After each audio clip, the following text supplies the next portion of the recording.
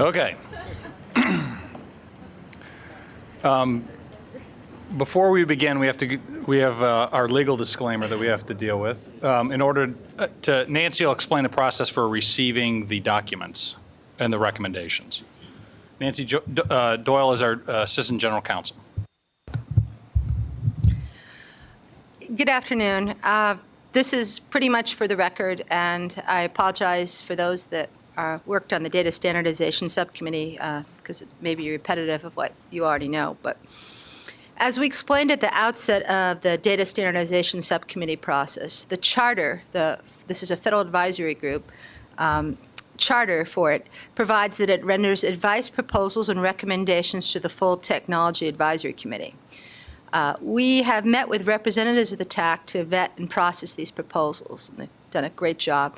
And they're here today to present the Data Standardization Subcommittee's 4 working group proposals to the full TAC. It's presented to you today. And let me explain what the TAC's role on this is, just in terms of FACA advisory committees and charters. The FACA, this is being passed through the main committee up to the commission. The FACA receives these and recommends that they be submitted to the commission for its deliberations. When you receive these and generally recommend, you are not having to formally vote. You won't have to formally vote, although we have a quorum here today. What you'll be doing by a voice approval when Commissioner O'Malley calls you to the end, and you may want to know this, is agreeing that these are worthy of being relayed to the Commission for its consideration. So please do not feel, and I'm stating this publicly with a court reporter here, that you are signing on to every footnote in every one of these working group reports that you've been viewing for the last 3 months. You'll be happy to know that. So just like a good lawyer, just to repeat again, here's the written words. The purposes of today for these materials, which have already been previewed to this committee in its previous meetings, is to be formally received by the full TAC for recommending for delivery to the Commission with your general endorsement. TAC subcommittee members are free to discuss, comment on, or disseminate the recommendations as they see fit, but of course neither the Subcommittee on Data Standardization or the TAC should say that the Commission now at this stage endorses the recommendations. The Commission itself isn't taking an action today, of course. What actions, proposals, endorsements, or deliberations the Commission undertakes with respect to any or all of these 4 working group reports will be at the Commission's future election and discretion. Okay. So if anyone has any questions on this, I'll be available to help you, but it's important to just clarify what it is and what it isn't, and I thought it would be of some comfort to the TAC members in particular to know that. Thank you, Nancy. We're going to proceed right away to Doug Harris, full TAC committee member, to present the recommendations on working groups 2 and 4. Doug? Thank you, Commissioner O'Malley, and good afternoon. I'm pleased that you asked me to vet the recommendations of Subcommittee 2 and 4. I realize that this is an important step in bringing... Doug, can you pull that microphone closer? An important step in bringing additional clarity to the obligations of swap entities, DCOs, DCMs, SDRs under Title VII of Dodd-Frank Act, and the Commission's expectations with respect to the reporting, maintenance, and retrieval of swap data. I'd like to take just a moment to thank my boss, Gene Ludwig, for making the firm CEO of Promontory Financial Group, for making the firm's resources available to me to engage in this vetting. And I want to particularly thank Evelyn Fuhrer, who's sitting here with me. She's the head of Promontory's Financial Services Technology Group, and I relied on her quite a bit in doing this vetting. I also want to say that Promontory doesn't have any particular proprietary interest in any of these working group recommendations, nor did we approach the review of these recommendations from any one client's perspective. Our clients have included the CFTC, existing DCOs, DCMs, and other entities that will register as swap dealers. So our concern here was on the integrity of the reporting process and the accuracy of the reporting process. In conducting the vetting, we determined that there were 5 considerations that we should assess each of these recommendations against. Consistency with Dodd-Frank Act, the statutory provisions and rulemakings, cost and ease of implementation, time to market, consistency with current industry initiatives, and actionability. First, the recommendations of Working Group 2. The first recommendation is adopt the generic product representation for reporting of complex and bespoke products to equip regulators with an appropriate level of information while preserving the ability of the marketplace to innovate. We support this recommendation, but we're aware that the generic product representation would not fully comply with the existing CFTC reporting rules under Part 43 and Part 45. So currently there is a process for a 180-day exemption from the reporting requirement for complex and bespoke products. We think that this exemption is going to need to be extended over time. In fact, what we think is that there will need to be a long-term exemption for complex and bespoke products. As new products are developed and evolved, it will always be the case that the generic product representation will not fully capture all of the primary economic terms.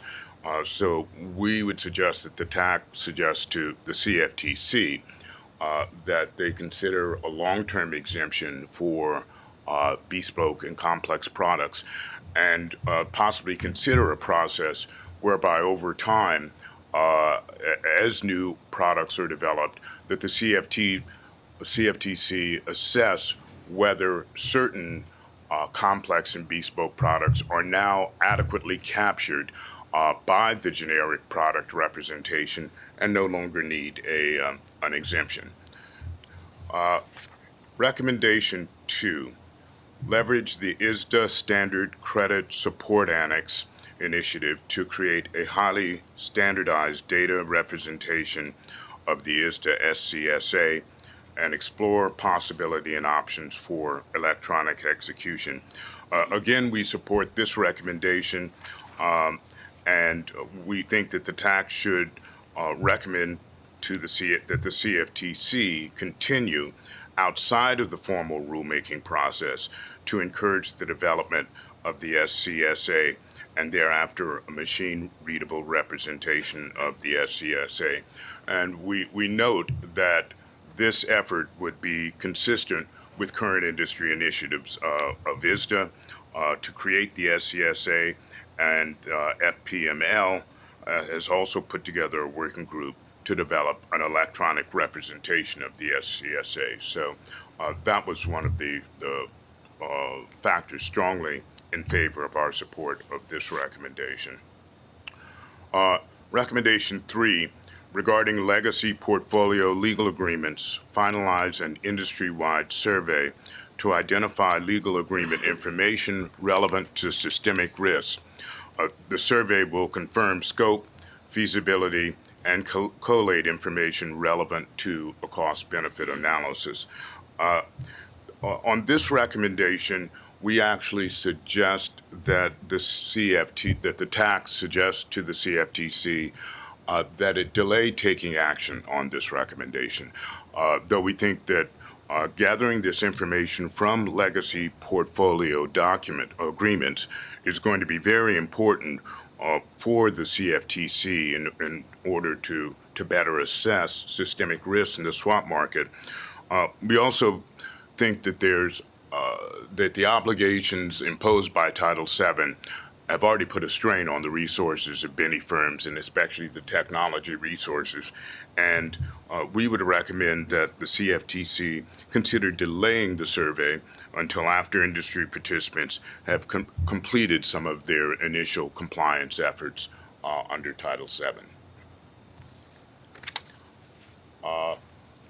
We're going to switch now, and you're going to have to switch documents to the recommendations of working group number 4. The first recommendation, 1A, concerns data format. The recommendation is the first step to standardize trade reporting across market sectors should be developed to develop a set of common XML elements and then work towards establishing a unified set of XML tags over time. Further, setting up a process to manage and evolve standards over time using the expertise of industry groups is the best way to achieve success in standardization projects. We agree with the direction of this recommendation, but if in fact the recommendation is intended to mean that the CFTC should undertake that effort, we don't think that that is the best use of CFTC resources. We think that the TAC should recommend to the CFTC that the CFTC provide guidance on the initiative and support to the industry in further developing the common XML elements and a unified set of XML tags. Recommendation 1B, data format. The CFTC should not dictate the input format to the SDR as long as the SDR can produce output to the CFTC in a format that the CFTC finds acceptable. We agree with this recommendation, and in fact, we don't think any further action really needs to be taken here because the CFTC has already effectively implemented this recommendation in 17 CFR Part 45 by not dictating the input format to the SDR. However, we also believe that implicit in this recommendation is an obligation on the part of the CFTC to define acceptable data transmission output formats for reporting to the CFTC and disseminating these requirements in a timely manner to SDRs so that they have sufficient time to comply.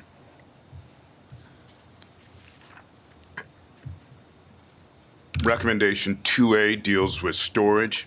The recommendation is it is likely that there will need to be a way to reformat or transfer old records into newer media from time to time. SDRs will need procedures to do this in a way that still maintains the integrity of the original data while maintaining the readability over time. In this area, it would be helpful to have further guidance to clarify best practices for developing and implementing such procedures. And we note that this is absolutely consistent with existing regulatory requirements. Part 49 requires SDRs to establish sufficient procedures and policies and procedures to prevent a valid swap from being invalidated. We agree with this recommendation, and we think it would be extremely helpful for the CFTC to provide guidance on sufficient policies and procedures. And further, we have some ideas as to what those policies and procedures should be. And they would include robust change management policies and procedures that address periodically updating storage media, databases, and associated application systems. We think the TAC should also suggest to the CFTC that the CFTC consider providing SDRs with further guidance on establishing a control framework that is reasonably designed to ensure that the data continues to be credible and usable over time. Recommendation 2B also deals with storage. The long duration of some swaps may require that original data be maintained in its native format for extended periods.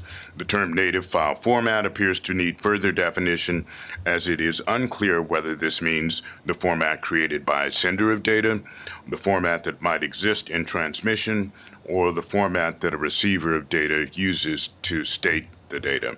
the working group believes that for a cleared swap trade, the native format of the transaction record is that used and maintained by the DCO.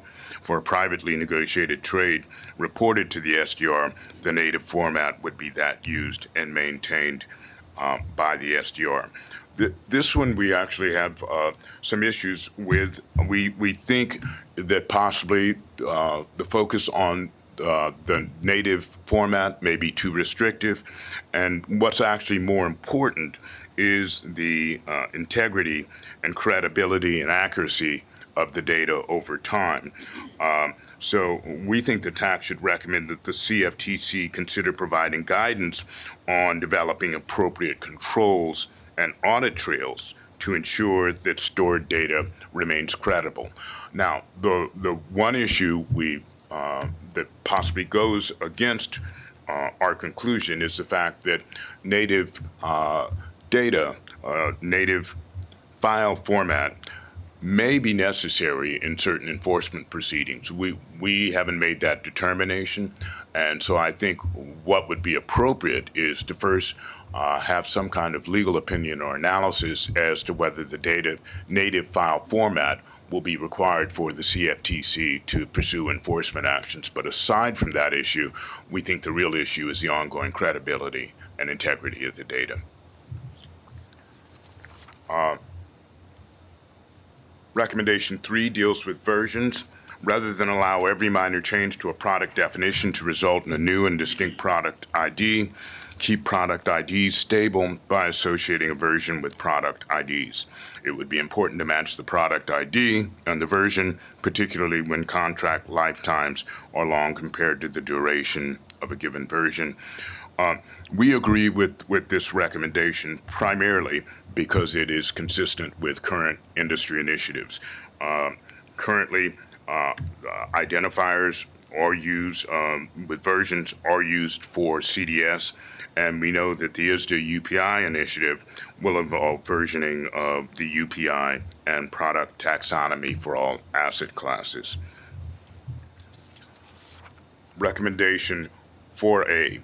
In order to make it efficient for interested parties to retrieve data, every SDR should provide the same standardized API. Access to different parts of the data would be configurable so that all parties could use the same API.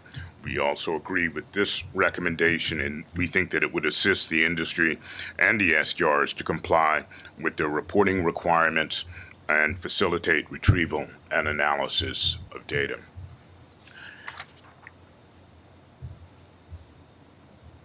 Recommendation 4B also deals with storage. Swap participants should be given the ability to view all data reported to SDRs on swaps that they are party to over the life of such transactions. The reporting entity will need to be able to directly amend data, although this ability should be limited to reported data only.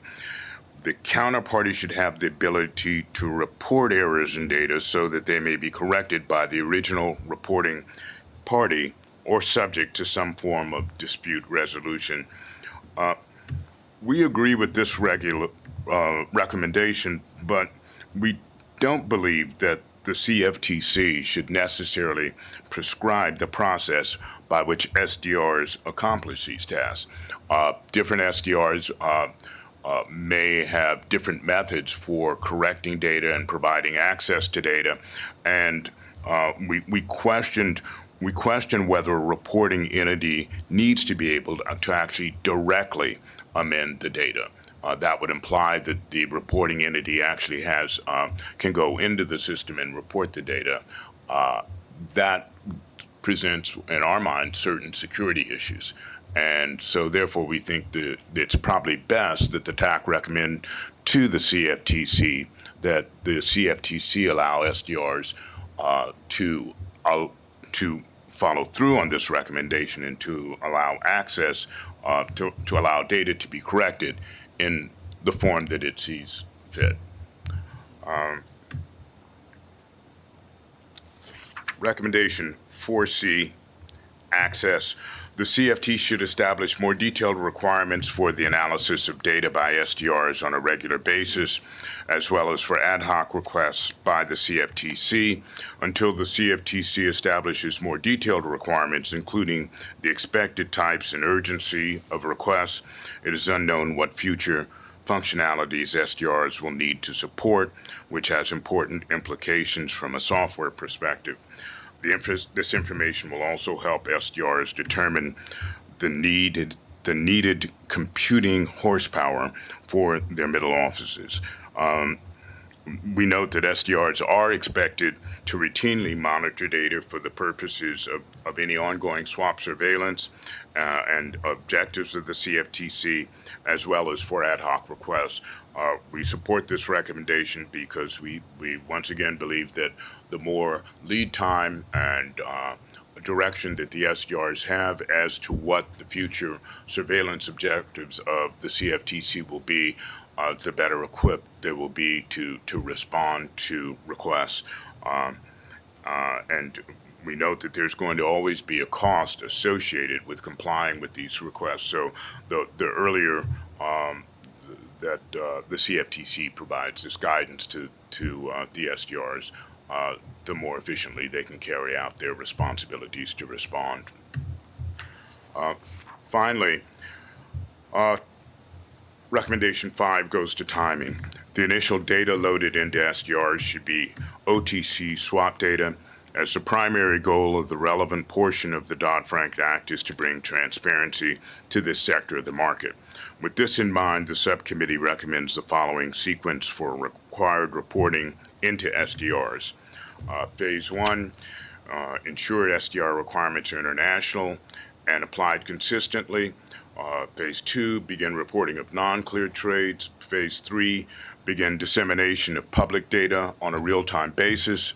Phase 4, require the reporting of cleared trades into SDRs. Phase 5, provide query functionality to regulators. And Phase 6, provide more complex portfolio analytics to the regulators. It's pretty clear that the working group, in this case, phased in these various requirements based on information that they thought was going to be most important to the CFTC's surveillance and monitoring activities.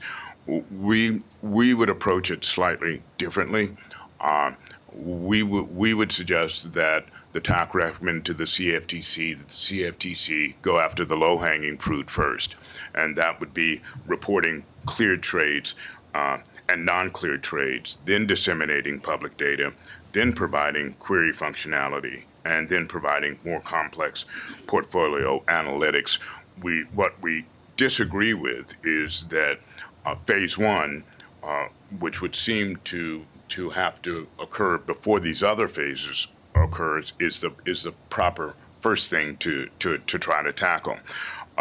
We think international consistency is going to be hard to achieve, and in our view, it should be an ongoing process doing these other phases rather than the first phase that has to be accomplished before these other reporting requirements are put into place.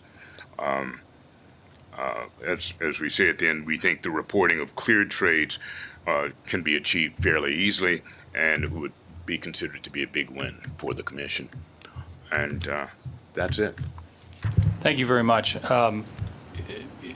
It goes without saying, but I will say I can't thank both Doug and RJ and their respective teams for all the hard work they did to take all the work of the data group, and I greatly appreciate the data group's work to assemble all this and to make your recommendations on a very short time. I know our staff appreciates your assistance. I do, and I know I speak for the Commission on that. So thank you very much for all the work you did to distill this and give thoughtful reflection on the rules, or on the reports.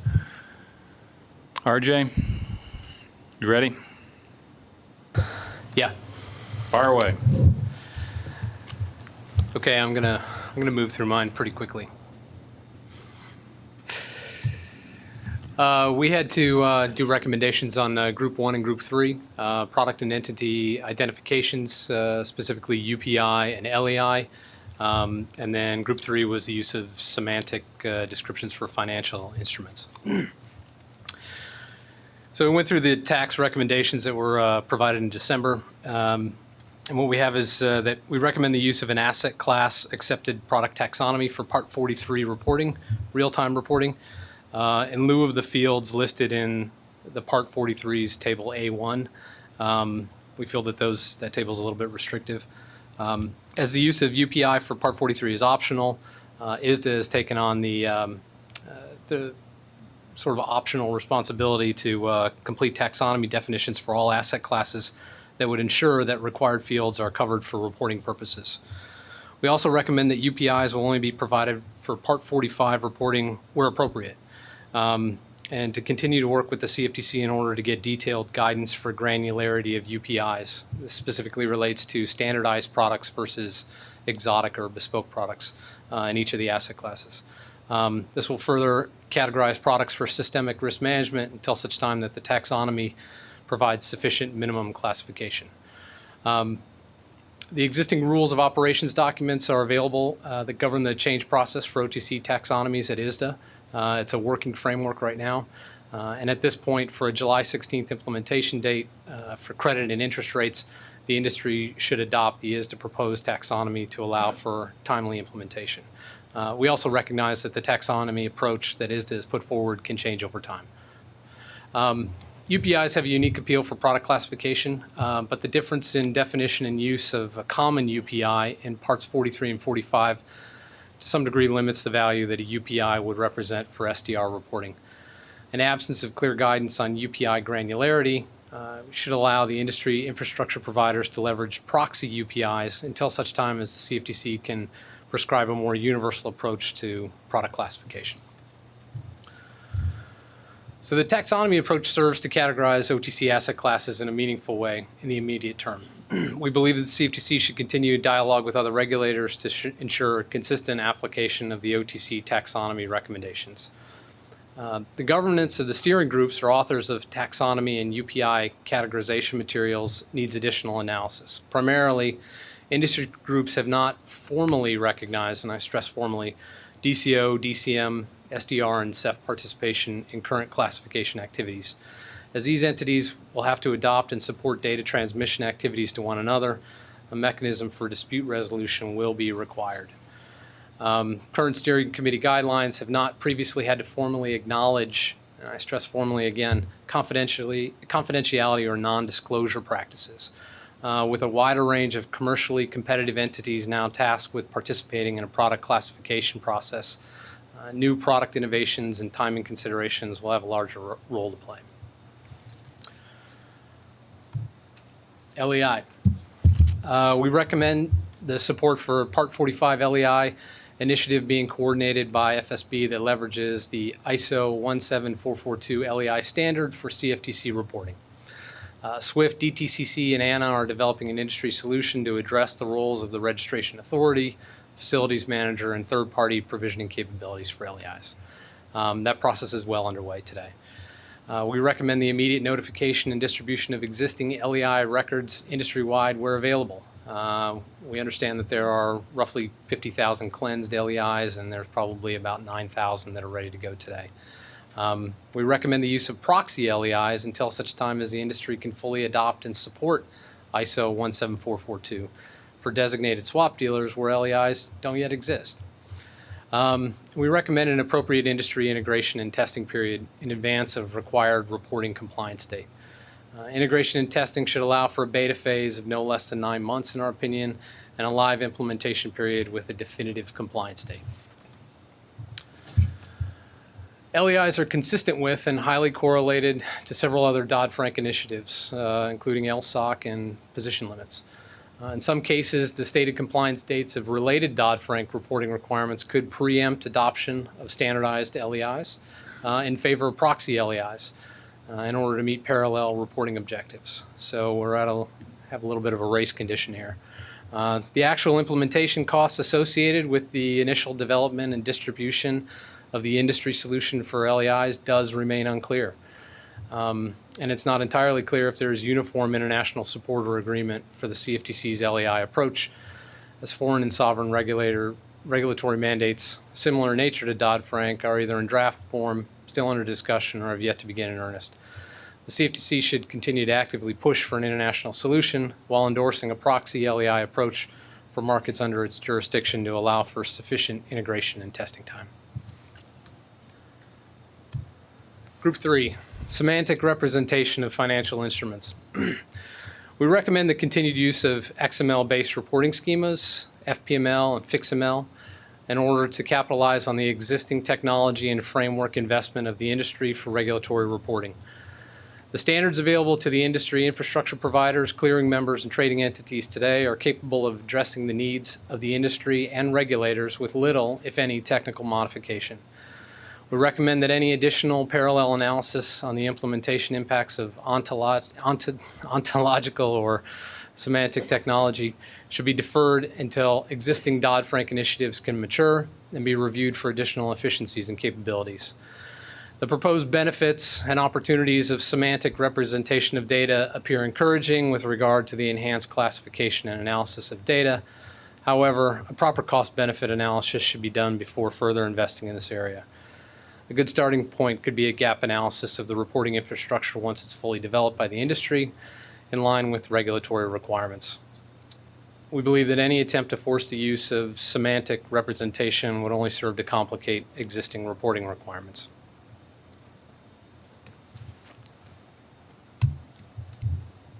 Thank you very much. Do you want to say anything about it, Chuck?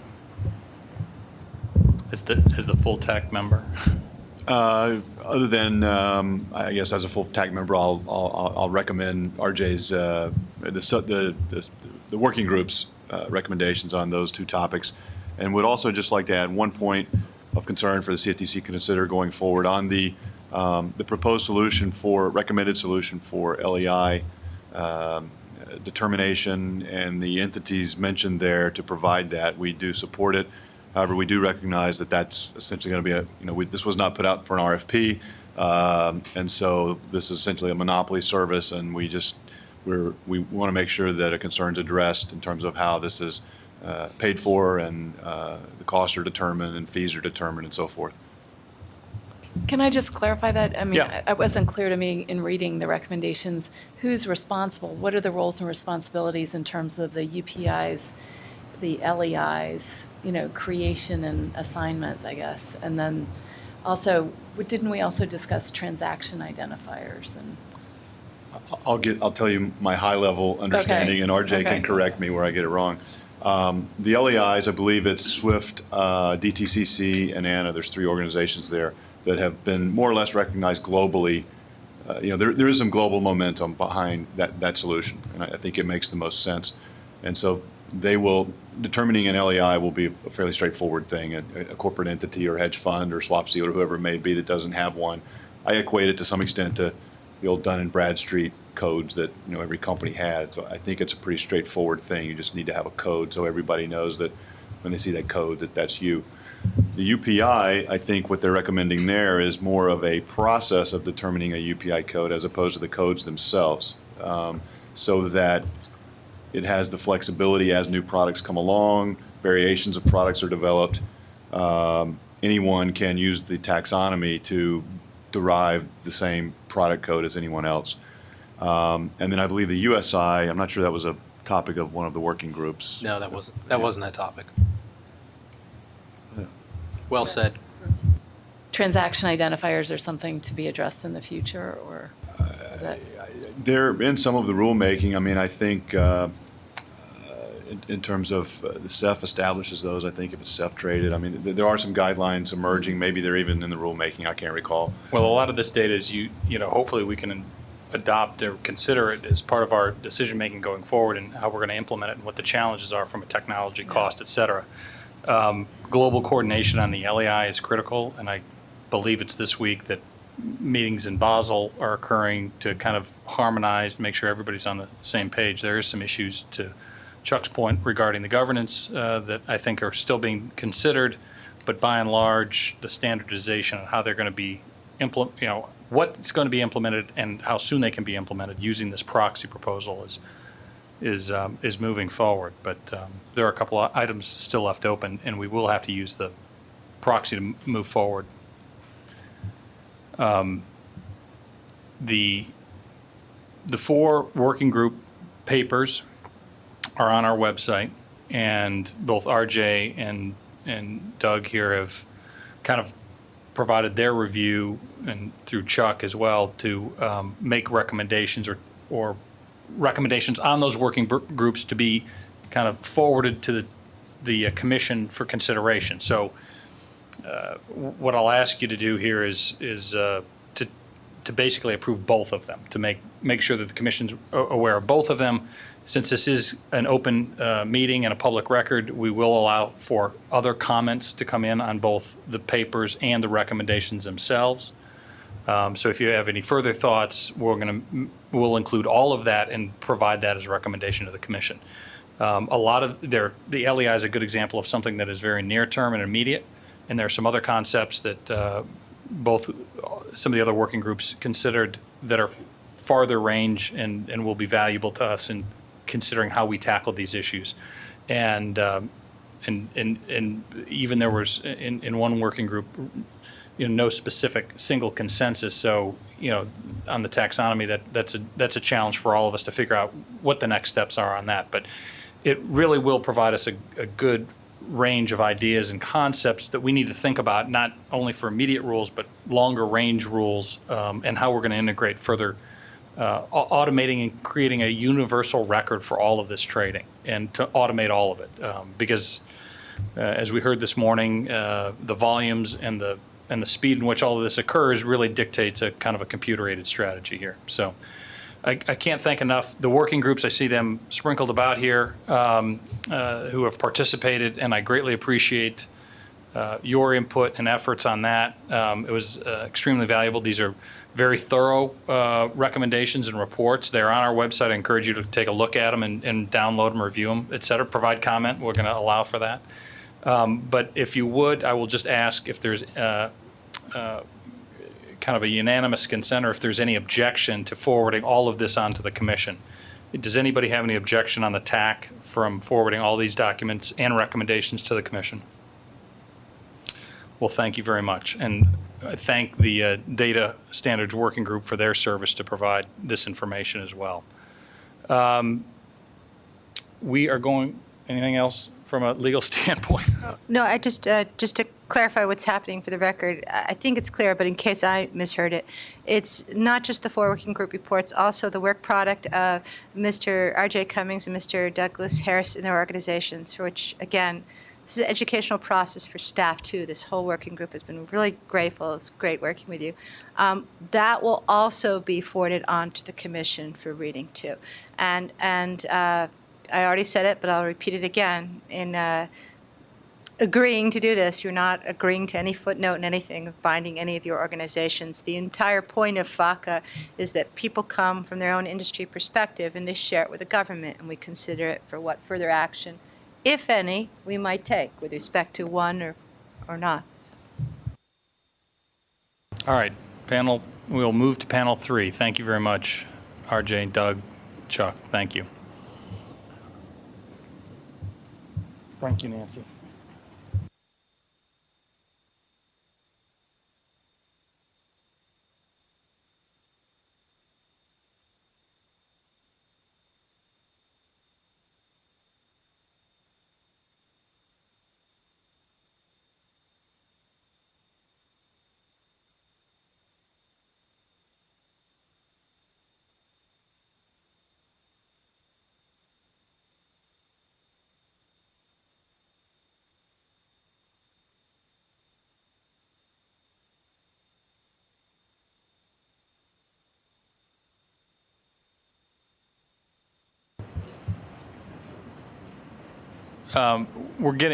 Somebody's getting your name tense.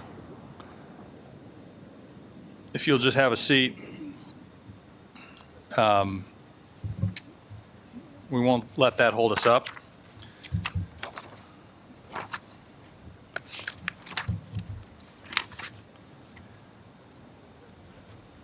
This is the third panel for the day, and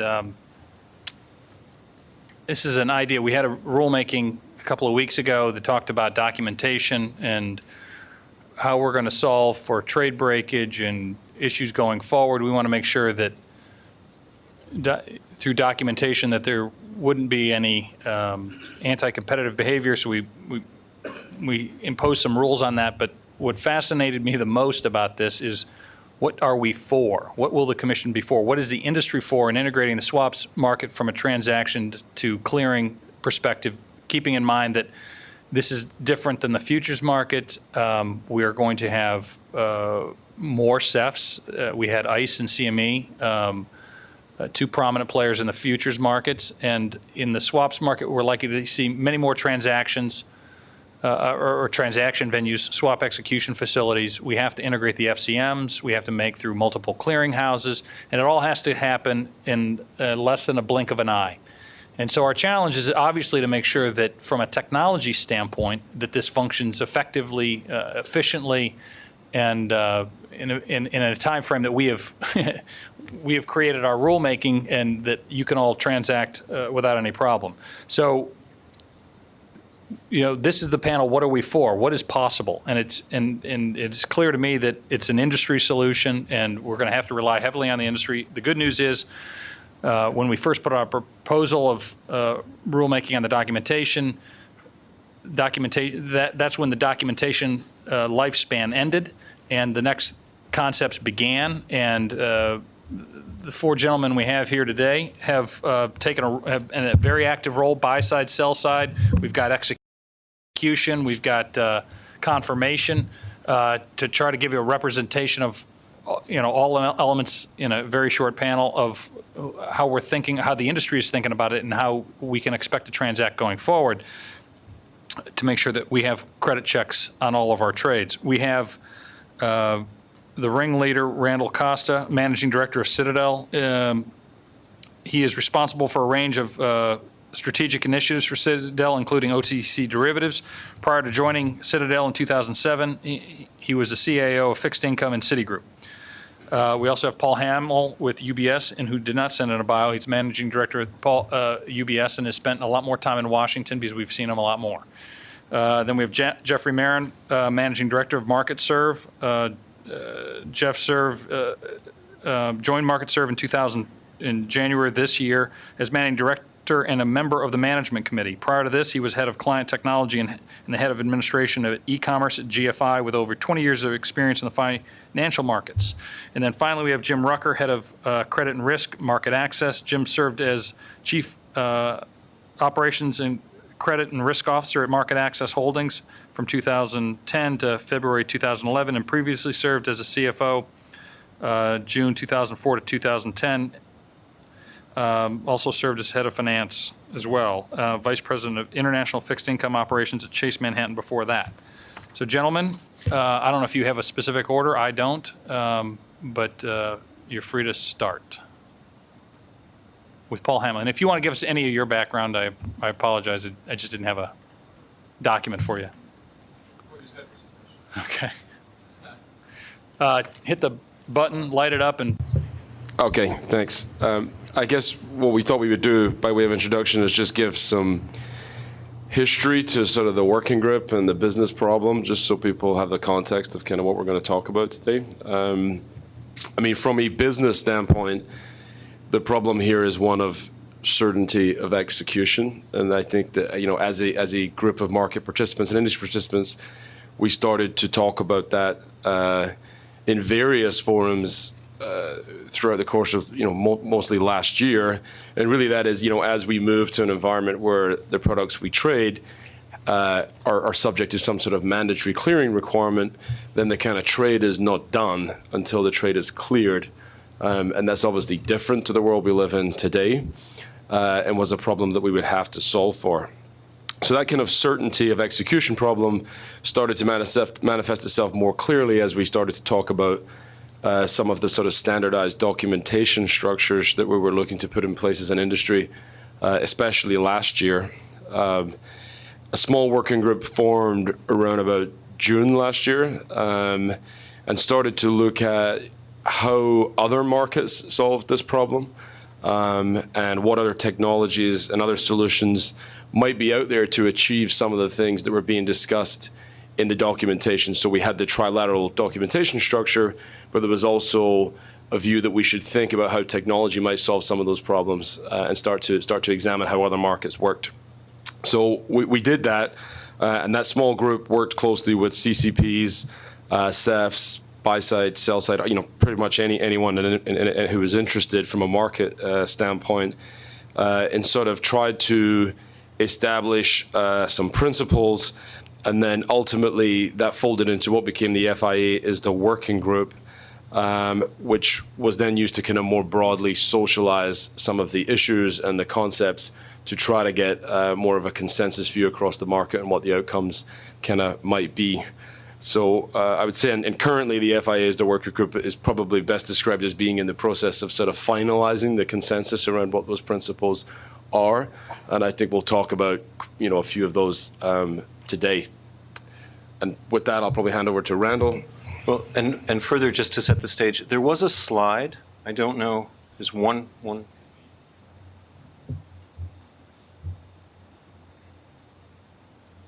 Oh, it might be on here. Oh, great. Well, I'll start, and then if we can get the slide up. The purpose is to really set the stage for.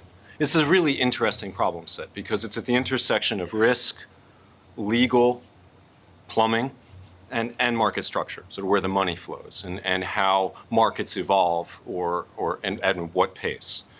As Paul set up, once a swap is accepted for clearing, bilateral counterparty credit risk or performance risk is eliminated through the interposition of the clearinghouse.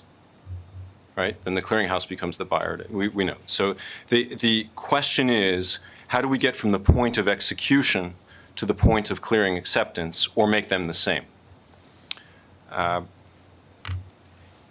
Looking at the illustration, if Alpha Fund executes a swap with swap dealer Y with the intention to clear it, and were any time to elapse between the point when the parties say done and the point the clearinghouse accepts it, there is risk, however small, that the trade is not accepted, most likely because one party exceeded its credit limit for clearing.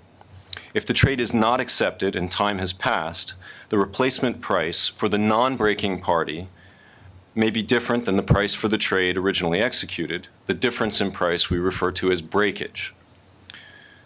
The discussion topic here is how to deal with this risk. This is not a new challenge.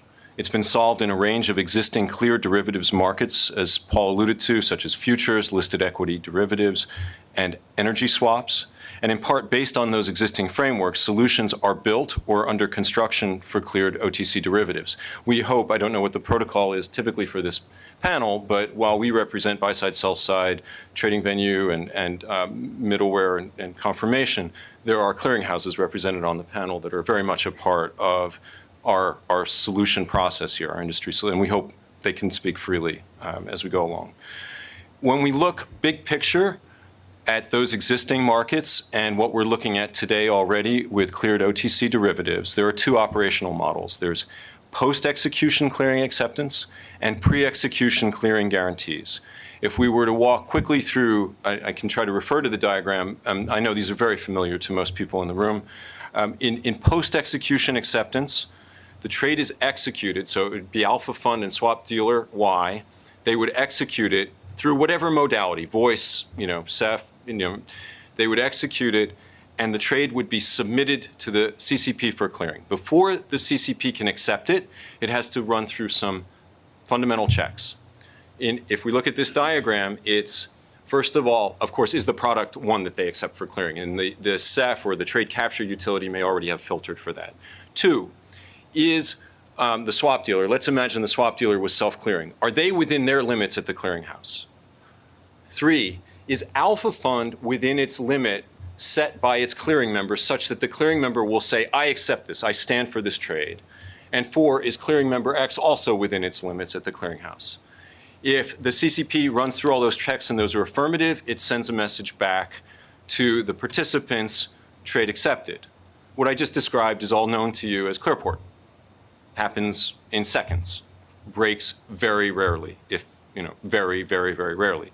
But that's the post-execution acceptance model. In the pre-execution guarantee model, the counterparties to the trade are not able to trade. They're not permitted to trade unless they first pass a filter that assures that they have already sufficient clearing limit. And the focus in all of these industry discussions for the bulk of this time has been around the client, presumably the greater risk. So the filter, as we're going to discuss a lot here, can be held at the CEF, or the limit could be, in principle, reserved on a trade-by-trade basis. And we'll talk through some of those different options that would overcomplicate the diagram if we had put it here.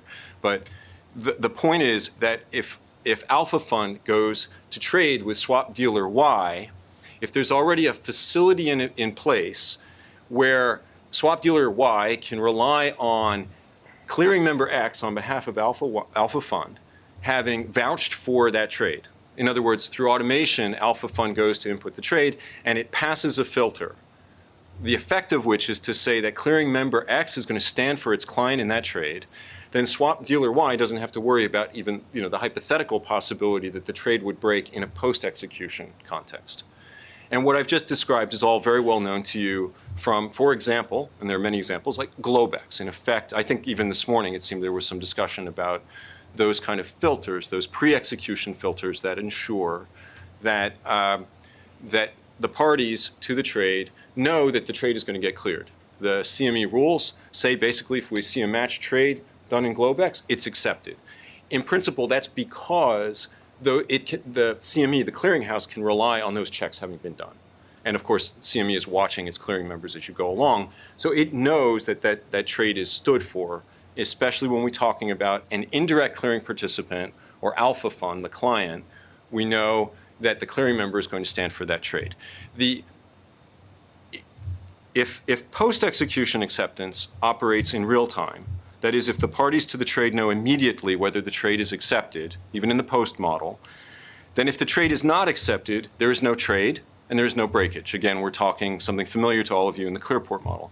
However, if time were to pass in the post-execution approach between execution and clearing acceptance or rejection, there would be the risk of breakage.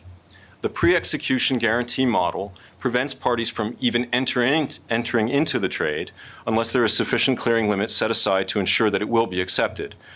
However, a pre-execution model, as we're bound to talk about here, creates more processing steps and credit limit management complexity.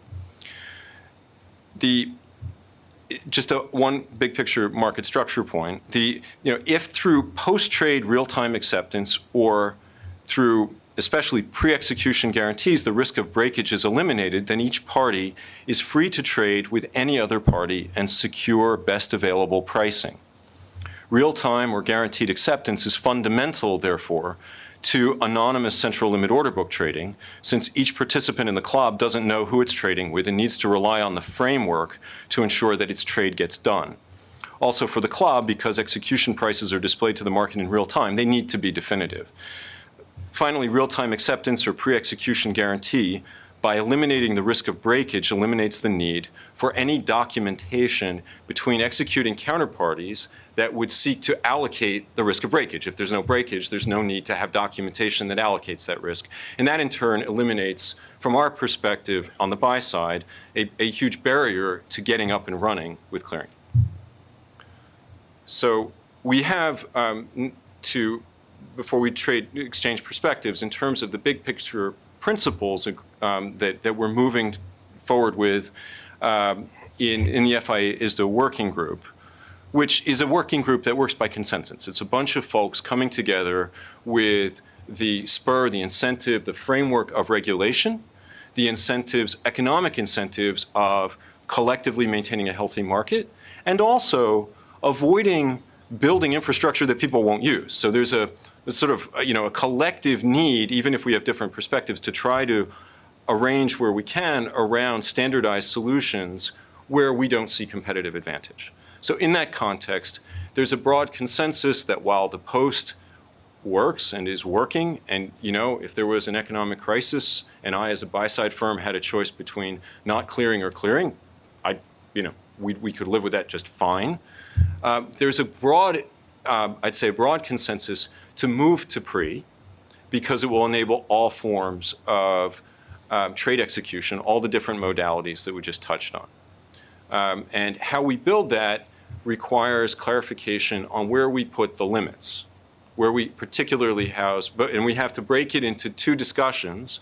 The one is where we put the customer credit limits established by the clearing member, and then separately how we treat the clearing members or self-clearing or direct clearing participants. Again, we're solving for something that's been solved for in many other markets, so we have the benefit of transposing technology and workflow that exists in those, with the difference, as Commissioner O'Malley, you pointed out, that here we have a market where, well, in some markets we have multiple clearinghouses, so we've solved for that. We now may have a larger group of execution platforms and modalities going at the same time. I don't know if you want to speak to, I mean, there has been some movement toward consensus. I don't know, Paul, if you want to speak to it in the group, but then we can each offer perspectives from our stakeholder positions. I mean, I think that summarizes it well. I mean, I think you could debate this question of need for pre or post, all day long, and you could sort of debate the idea that technology is going to get you to a place where post can happen quick enough. I think however long you debate it, there's a feeling from a risk standpoint by the majority, as Randall pointed out, of the market participants that when executing these kind of trades, such as like a credit default swap, that the risk of the product and requires that you have a trade at the point of execution. There's just simply too much concern out there that people have around doing trades and finding out later that they don't exist. It's just not a deep liquid market where you perhaps just go and unwind the trade or break it or whatever. The market could have moved materially. A series of events likely to occur along the lines of someone having a trade rejected and a very volatile market could result in big losses. And I think most people involved in the group are just concerned generally that the market is illiquid enough. A lot of the changes that are going to occur already create some risks that people will leave the product or not understand how the product now works. And so what we certainly don't want to do is introduce sort of another layer of risk, which is a lack of certainty around execution, as an unintended consequence of the way in which we choose to clear the trades. So that's really been, it may seem a small point, but it's been very, very relevant to a lot of the participants. And I think even if over time it's fantastic if we do get to a place where things happen post, I think in the initial stages, it's essential that we have pre-trade credit checks to get people comfortable. So I think we talked through a range of different options. We obviously have a world where you could do something like the trilateral, where everyone would communicate a limit to each other via a document. That's quite complicated. Along that spectrum, you have a world where you could communicate limits to all the different execution venues, such as CEFs and other people, which is even more fragmented and complicated. Or you could have a world where you communicate limits through CCPs, or lastly, some kind of Uber single central hub type model. I think where the industry sort of came out was on the sort of CCP solution, largely because people are focused on focused on cost. They're focused on using infrastructure and pipes and plumbing that exists today, focused on time to market, and obviously concerned with, well, the idea of this kind of hub thing is a nice idea. It only works if you only have one hub. What if you have 5? Suddenly you're then back to the same problem where you kind of wish you were just using the 3 CCPs or however many it is that we have. So whilst I think there's recognition that each of the solutions has pros and cons and some flaws, generally I think we've sort of gotten to a place where it's a pre-trade credit check, by and large residing, with limits at the CCP, which the CEFs and other sort of execution venues will be able to tap into for credit checking at the point of execution. And if I can just set up a few vocabulary words that I know we're going to keep talking about, it's it's the 3 Ps. We talked about post, we're going to talk about ping, and we're going to talk about push. So the ping is the higher latency. The notion would be that wherever the credit limits are housed, let's take Paul's example, let's say those limits, as with Clearport with RAV, let's say they're up at the CCP. and Alpha Fund is going to trade with swap dealer Y, let's say on an RFQ. Before Alpha Fund, it says, I'm going to introduce my RFQ and I want it to go through the CEF and be displayed to 5 dealers. The way to secure this pre-trade workflow in a ping model would be that the CEF would, before allowing my RFQ to go through to those 5 dealers, would ping the credit limit housing facility at the CCP, where it would say, hey, Alpha Fund wants to do a trade, of 10 in X. Is there a limit for that? Yes or no? And the limit housing facility, having stored and the limit set by clearing member X, dynamically changed through the course of the day and dynamically changed, automatically as automation gets, is built around it, would say, yes, limit locked, limit reserved. And and then the message would go back, and then the CEF would allow the RFQ to go out to the 5 dealers, and the dealers would know that because it was allowed through by the CEF, it has that clearing member sponsorship behind it. The push so that's fine in a higher latency environment, right? And that means that you have one pot, let's say in my example of, CME, CDS credit for Alpha Fund established by clearing member X. So you draw from that pot. It goes and it reserves 10. If the trade gets done, it consumes that 10. If the trade doesn't get done, it's unlocked. And you could proceed all day like that. And that limit, again, that pot could change dynamically depending on clearing member X's view at any given point of Alpha Fund's credit. If instead we want, particularly motivated by a need for lower latency, let's say we want a limit order book and we don't want to be held up even for that round trip of the ping, then we have a push, which is Alpha Fund says to clearing member X, look, you can keep my single pot up there at the clearinghouse, that's good, you gave me 100 in limit, but I want you to put 40 at CEF XYZ that's a CLOB, so that the filter is held right at the CEF. And every trade, as I go to enter into that order or aggress an order, it either passes the filter or, as I said before, it doesn't happen if it doesn't reach it, so the counterparty on the other side isn't exposed to the risk of breakage. So that's the push. Jim, I think we'll go to you and then Jeffrey. Right. Thanks, Commissioner Amalia. Let me just preface what I'm about to say by saying that Market Access is an electronic trading platform in the credit space. So the class of swaps that trade on the platform are CDS. So the solutions that we've built are specifically for CDS. I would imagine that they're not dissimilar for other types of swaps, but that's not what the only swaps that trade on the platform are CDS. But we took the bold step a little while ago of building in pre-execution credit limit checks on our platform based on what we were hearing from the industry. We currently have 2 ways for those pre-execution credit limit checks to take place. The first of those is we allow FCMs to upload to us at the beginning of the day the credit limits for their clients. As trades are done over the platform then, when the inquiry or the order is created, we check against those limits that the FCMs have provided to us. If it passes the credit check, then the inquiry can progress and the trade can be completed. If it doesn't pass the credit limit checks, the trade is held up at that point and it can't progress any further. We collate trades during the day so that we're monitoring the gross notional of trades executed against the limit. And we would expect that every morning we would receive new limits updated from the FCM against which we would check the trades for the coming day. So that's method number 1. The second way we have of doing this is when an inquiry or order is created on a platform, we have the ability to message out to an FCM or the ping method that Randall spoke about that allows the FCM then to confirm back to us whether the inquiry or order is within the limits that the FCM has for their clients. Now, obviously, that second method also opens itself up if instead of limits being managed by each individual FCM, if there's a central credit limit hub, it's pretty easy for us to have messaging out to a central limit hub rather than messaging out to each individual FCM. And it's the reason that we built it that way is to give us the flexibility, depending on which solution the industry chooses, to do it both ways. But that's essentially what we've built so far.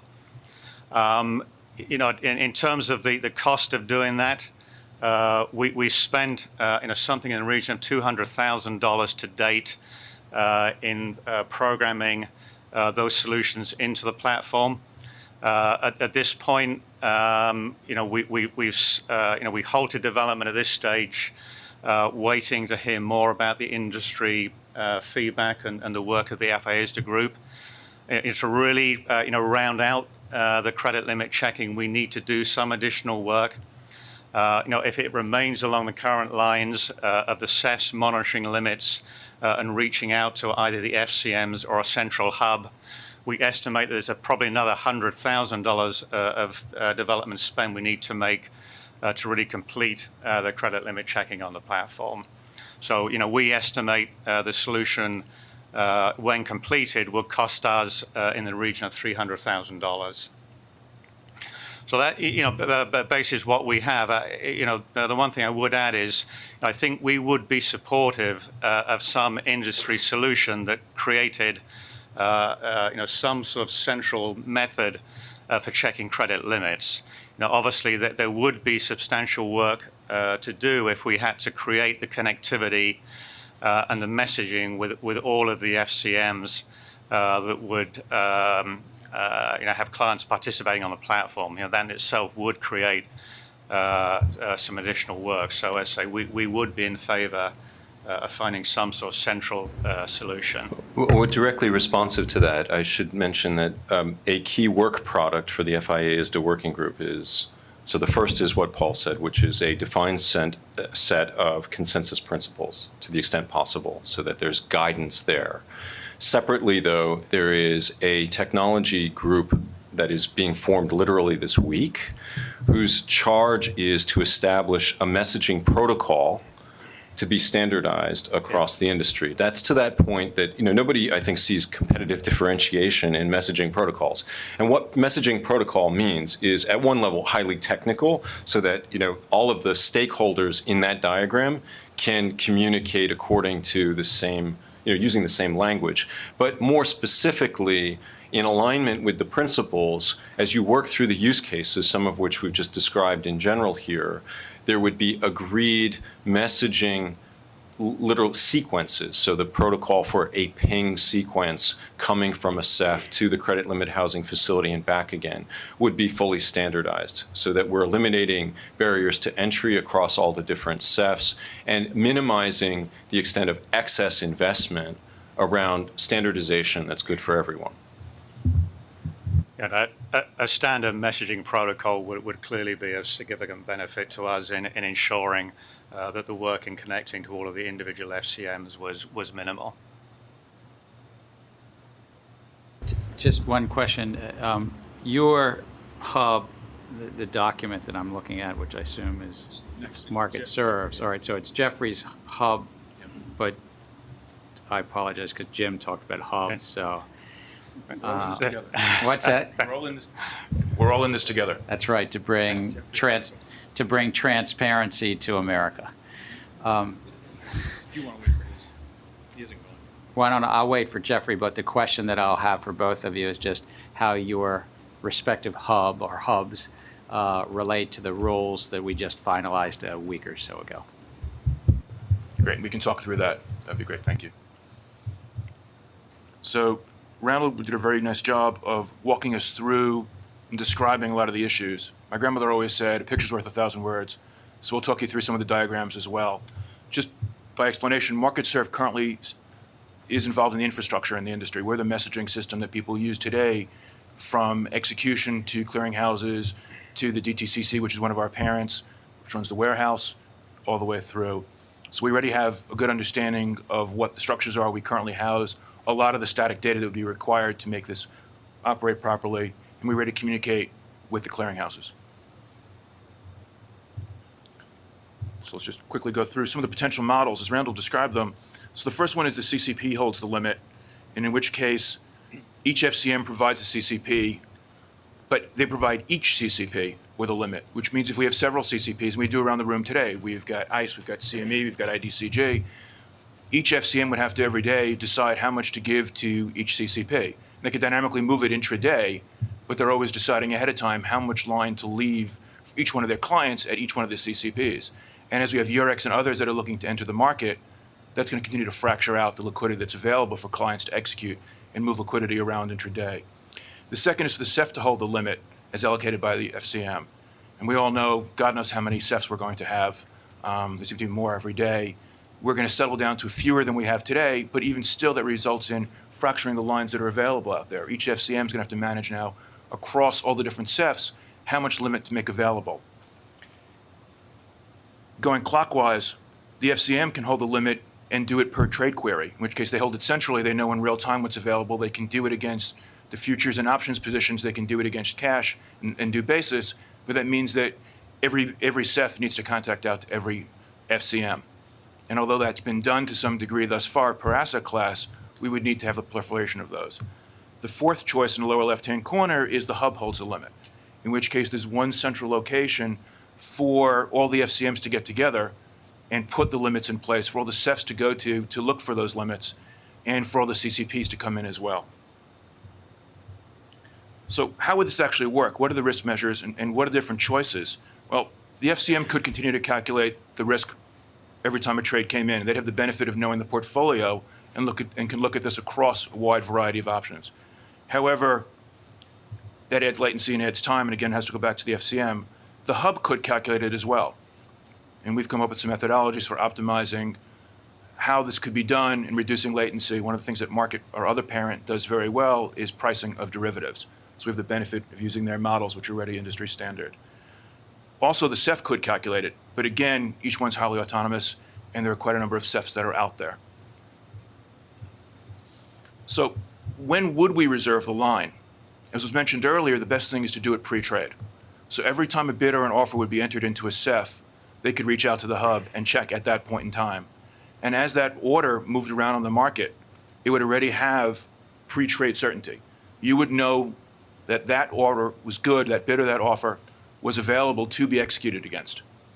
And therefore, when people looked at the market and looked at the CEFs for price transparency and to get an estimate of liquidity, they would know what they could do and they would know what couldn't be done. And this would work both from a central limit order book as well as on an RFQ basis. Well, how would limit be calculated?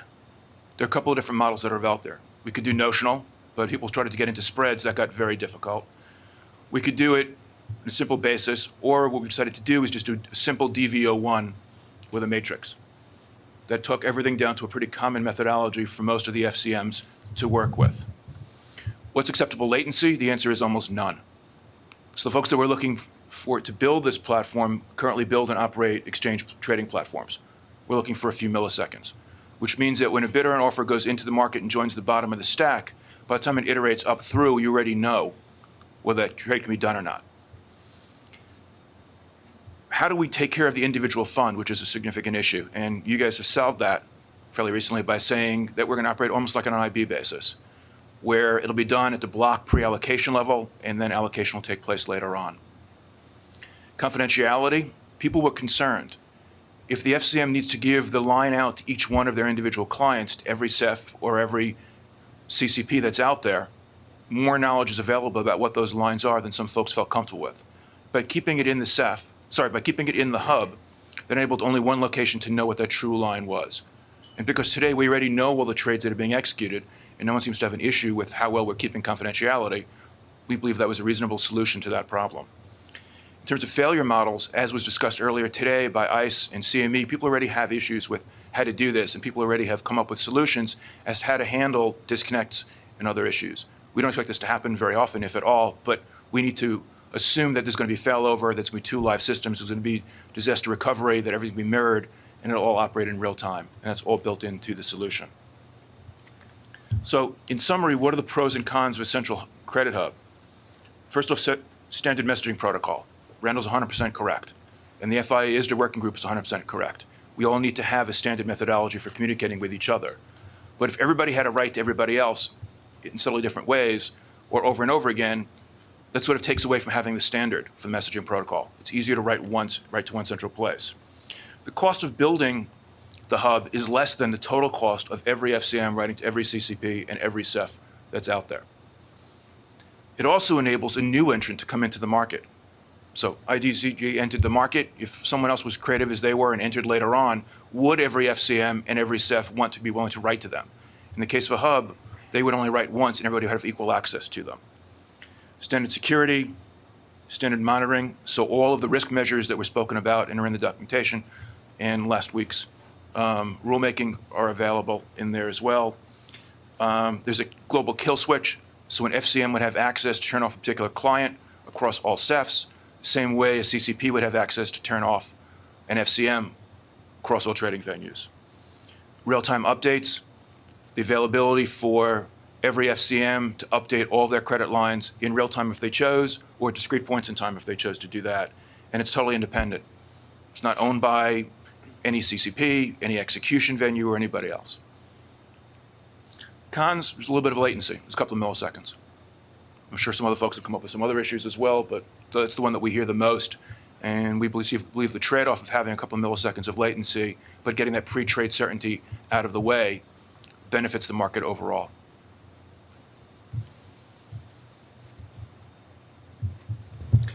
So it's free? It's low cost. It's a profit center for them. Can I just ask, how's it fit into the rules we just passed? You know, I'm just, you know, I'm familiar with the rules, but I'm not familiar with your architecture here. Okay, so in terms of the rules of making sure that every FCM has a series of limits for all of their clients, they can put the limit at the hub and do it once, rather than fracturing that limit out. Therefore, they have greater certainty that the limits they establish and the risk measures they have established are all contained in one place. We can have the hub, and we plan to have the hub, send notification out to the FCM as a level of orders builds up to a certain point. So if someone were to hit orders of 50% of their credit line, we would send a message, then 60, then 65%. And by the same token, the FCM can take a look around and see how many orders are outstanding by going to one place and seeing what those risk measures are on a per trade basis. So I think what I'm hearing is your perspective is you're trying to market to the FCMs, you didn't use that word, but market to the FCMs that you could fulfill their requirements that we just passed, that risk management filter, when they would be hiring you. They'd still have the legal obligation, but you'd be their sort of, right, and you'd be their third-party vendor, but what you'd be trying to appeal to them is that you could do it for the whole market, or at least a portion of the market. And then folks who actually trade in the market would have to decide, because some FCMs probably wouldn't use the hub, some would, and hopefully we'd achieve critical mass. What's that? Hopefully we'd achieve critical mass. And from a business perspective, that's what I see. And then further on, from an eligibility perspective, the CEFs would be able to go directly to the hub and know that this client can trade this instrument through that FCM out to this clearinghouse. Because we now have multiple clearinghouses clearing similar products, as well as economically equivalent products, whether it's ERIS and swaps. Yeah, what the rule requires is that there be either immediate post or pre-execution certainty. And the precondition for that, going back to the earlier models, is that either immediately after or in advance, the trade has to pass a credit filter. In respect of a customer trade, the clearing member has to vouch for it. So what's at discussion here is that a hub is one way to try to solve for that. We do face a challenge with the different role players about where to put those credit limits. And it's a balance between getting to market sooner, competitive advantage, latency certainly, and who has to do what. So maybe to sharpen the debate and start to form a little bit of a debate here with regard to the hub, ultimately you've got risk, so the FCM is the risk taker. The FCM is going to take risk on my behalf. They're going to determine at any given point in the course of a day how much limit they're willing to extend to me. An important distinction, and I take up with you, is that there's a difference between limit and liquidity. Right? So they may decide that the liquidity that I have is the amount they're willing to take. So JP Morgan's my clearing member. They say, I have 100 in limit. The challenge for me across different clearing houses, let's go to the energy example today, is I clear in 2 clearing houses. And my clearing member has to manage that unitary 100 limit across those 2 clearing houses. Now, the liquidity I have with my clearing member is 100. The limits they may prescribe for me, which are held today at the clearing houses, may be more, because they know how I trade. They know me. They know that when I go into a given market, I score on 1 out of 50. So, and they get to know you over time, and they determine a limit that will always keep me from blowing my actual 100 limit, but will allow me to trade within that. And they certainly are prepared, as they do today, to dynamically manage between those 2 clearinghouses. We should add that any such system, and this ties to other aspects of the rules and was alluded to here, has to have certain safeguards. That if there are larger limits than the actual liquidity that my clearing member wants to give me, there need to be safeguards at the CEF level. So this is part of the build for the CEFs, and I think they're all attentive to this, but it does need to be finalized as we go forward. Fat finger, a lot of the stuff you saw for the very high velocity markets this morning need to be built in for our lower velocity today. Fat finger checks, maybe size limits. The kill switch is critical. If we've got a kill switch that's a critical safeguard for FCMs and also for clearinghouses in the event one of their FCMs starts to wobble, then there need to be heartbeat monitors that ensure that from CEF to clearinghouse, there's never a lost connection, because if they hit the kill switch, they know it has to work. So those are all aspects actually of the messaging protocol. But what the industry would decide as the most efficient place to put the credit limits is, very much an open question now and going forward, how we do that. Jeffrey? Yeah, if I could, I think you raised a very good point, and I think the world as it exists today has certain mechanisms for trading. For example, if you go to the voice broker, you might go to 3 or 4 voice brokers and put an offer into each of them. And as soon as the first one takes that offer, you'll call yourself off at the others. And you're only exposed you're exposed in 3 different voice brokers, but only realistically you're going to get done in one. However, in the new ecosystem for swaps, we're executing through CEFs and electronic platforms. People are building aggregation platforms to then take the liquidity from all of those CEFs and aggregate it together. So the likelihood of someone getting swept and having all of their orders getting executed immediately is now much higher than it was in the voice broker world. A number of FCMs have mentioned to us a concern about assuming that some of the trades will get done and some won't.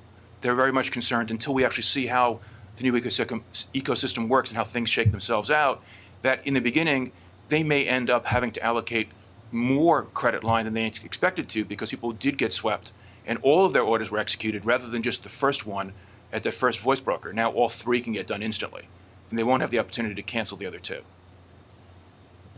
But let's be clear, we're not in a high-frequency central limit order book world today. It's a fair point. We need to plan for it. That was this morning. I mean, we'll get there, I hope. I was actually thinking it would be great if in a year we have this morning's presentation for these markets, but we're not there yet. And there's an important thing to realize. We don't even have any functioning central limit order books for the buy side today. When we get there, there may be 1 or 2, but the whole rest of the market is likely to move step by step through, block trading, voice trading, and RFQ.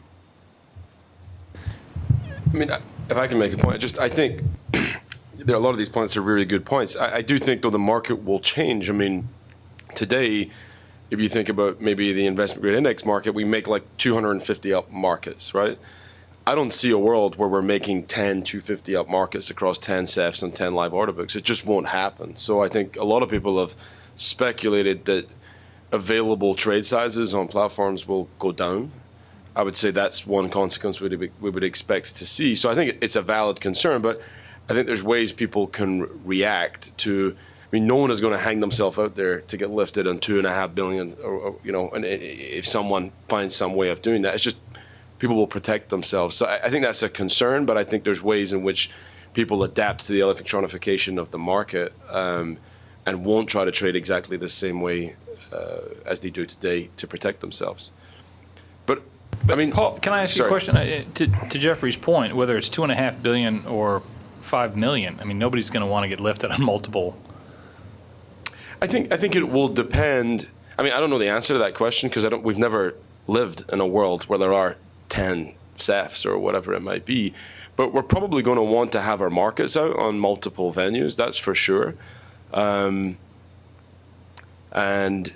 if some of those venues operate in a live environment, which some of them will, because some of the products kind of already do, like the indices, then I don't think we'll have a choice. So, I mean, I think it is definitely a concern that we haven't yet really begun to sort of think about, or I don't know if it's something that the industry themselves can answer. I don't know if it's more of a regulatory question, but you know, we foresee a world where we will have live markets on multiple venues, and in theory could get hit or lifted at the same time in the same product in multiple venues. And I don't know how we, you know, one way in which we sort of protect ourselves from that is just the size that we show out. But that's a natural.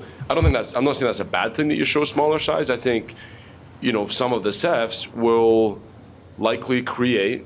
Two things will happen. Some of the CEFs will likely create sort of iceberg workup type trading functions, is my guess, so that people can show smaller size and then still. Is this another ICE product or? No, sorry, just a coincidence. Although I think they have one, but no.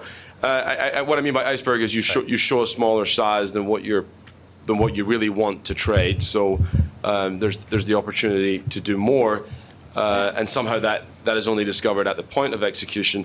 Equally, you know, we're all spending time and money building technology so that when we do get hit or lifted on a particular platform, we can pull our liquidity off of other platforms. I mean, again, I think that's not a new feature that we deal with. Chuck, a nice product that is being offered that was announced down at Boca, I think, is your +1 solution. Do you want to mention that? I would like to get industry input on this one. I've got a couple other questions, but I'd really be interested to hear kind of the industry comment on this debate. Sure. We had to give it a name because otherwise it was this thing we're trying to refer to. But this +1, ICE is an active participant in the FIA as the group that Randall was referring to, and so we're, as is CME and other CCPs, and we've all, you know, been struggling with this ping versus push versus hub versus, you know, very complicated solutions, you know, kind of gold-plated solutions with a lot of moving parts, and I think from our point of view, operational risk. We've gone into it with the same priorities as everyone else. Everyone wants to have as much execution certainty as possible. The FCMs want to be as fully protected as possible. We all want as low latency as possible. But I think for us, we have two other requirements: as little operational risk introduced as possible, and we also have some tight deadlines to meet. We don't have 3 years to build this. And we're big fans of, you know, phase 1, phase 2, phase 3 type of approaches to things. So for us, what +1 was all about, and I can get into the details of that if you want. We've put out a lot of information about it, but I think in a nutshell, we've said as a CCP, regardless of whatever else CEFs and hubs and the industry does, they're certainly free to do and expect them to do. But as a CCP, we are going to have customer level limits that FCMs will set for their customers that we will maintain. And as executed trades come to us from CEFs or other sources, we will check both sides of that trade against that limit, accept it, do all the messaging you would expect to let them know that we accepted it. And each FCM would set a threshold on each account. And the first trade that puts them over that threshold, we'll take that trade, so there's certainty of that trade, but we send a message out to all the CEFs that that account is essentially disabled until further notice for further trading. So what we've tried to do is minimize as many moving parts, and this is not rocket science. I think, as someone said earlier, there's variations of these things out there. And then going forward, we as a CCP may enhance that solution to have more pre-trade capabilities than that initial version, or it may be that the FCMs working with third parties or FCMs working directly with CEFs adopt one or more of those models you saw up there to achieve whatever last narrow remaining piece of pre-trade certainty that they want to have. I think part of our view is formed by the fact that we have operated OTC execution platforms, central limit order books, in fact, with high frequency traders in them, with pre-trade limit checks in for It does work, doesn't it? for 10 years. It does work, Good. which is good, and I know that's where these guys want to get to, and we do as well. But we also know that the experience behind that is it's rarely, very, very rare. I mean, far less than 0.1% less than that an order is actually rejected because it hit a limit. So I think in terms of the 80-20 rule and tight deadlines, we take that experience and say, look, let's not build this complicated system to deal with the 0.001% of the time. Let's get something out that allows the 99% to happen efficiently, and it gives us more time as an industry to work on more complicated solutions to better handle higher frequency trading and interest rates and credit and some of these other markets. So that's what Plus One was all about.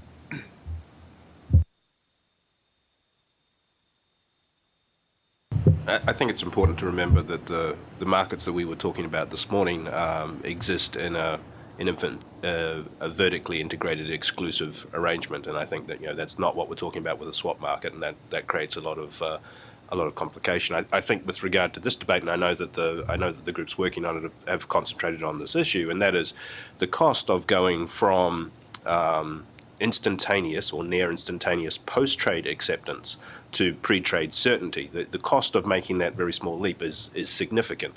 And I think it's important that we think about what benefit are we getting from taking that extra step, because the costs are substantial. And I think we heard a little bit about where those costs come in, and they come in two different ways. Number one, we're having to build a whole new set of infrastructure that's going to have to be funded, and it's not trivial infrastructure. It's a complex machine. And number two, any time that you ask either a clearinghouse or an FCM to extend its resources, its limits beyond its own four walls, that they get haircut. There's just no way around it. So, we heard about various limit monitoring systems. We heard gross notional and we heard a DVO1 matrix. Now, I can see how they work from a latency perspective, but there is no operational OTC clearinghouse who monitors their risk in that way. They use far more complex ways of monitoring their risk, which are higher latency. So in order to expose our resources to that type of environment, we have to haircut them. There's no way around it. So you reduce the limit resources available in the system, and you increase the cost of transactions by making a very small leap in terms of instantaneous post-trade certainty to pre-trade certainty.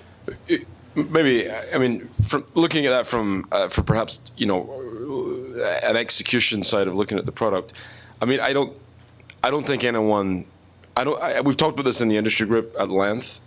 I'm not sure anyone really thinks there is a question around that. I think the trade-off of some kind of operational cost versus introducing meaningful risk to the product that could damage the product isn't really a trade-off. I mean, today you have a product that when you trade it, it is done. If you move into a world where you don't have pre-trade checks, you have a product that you trade it and then you wait and see. I'm not saying it couldn't be very fast, but you've changed the way the product works and you need to change the way people think about managing risk around it.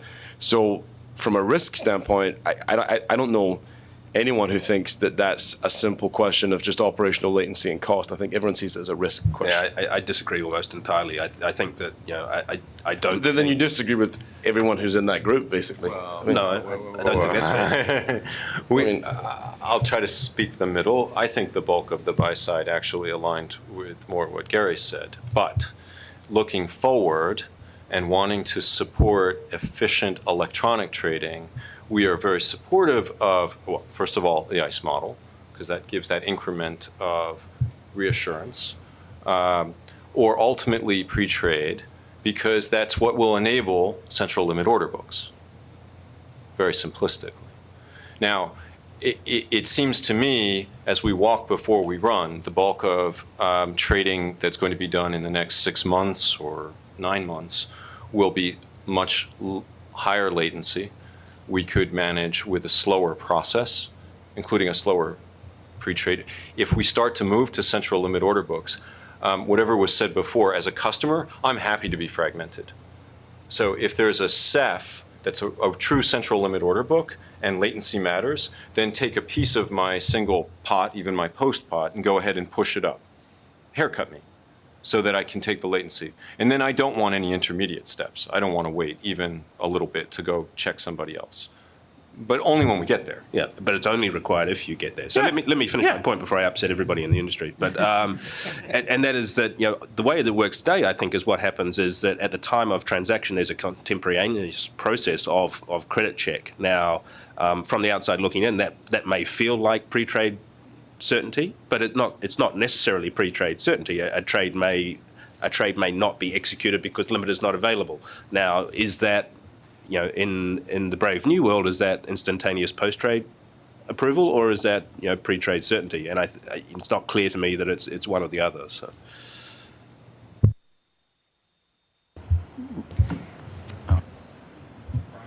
Yeah, I just wanted to echo some of the comments that Chuck said earlier. I mean, we should not dismiss the models that have been in place for some time that deal with both, I think, effectively post and pre trade credit checks. And so when we talk about going down maybe a slightly different path, you also have to look at what has been put on this industry in general in terms of operational readiness and the timelines to be able to get all of this accomplished. And so, you know, while we're all very sensitive to trying to get to that ultimate end, you know, I do think we shouldn't dismiss what's out there today and what is working very well as we move towards that direction.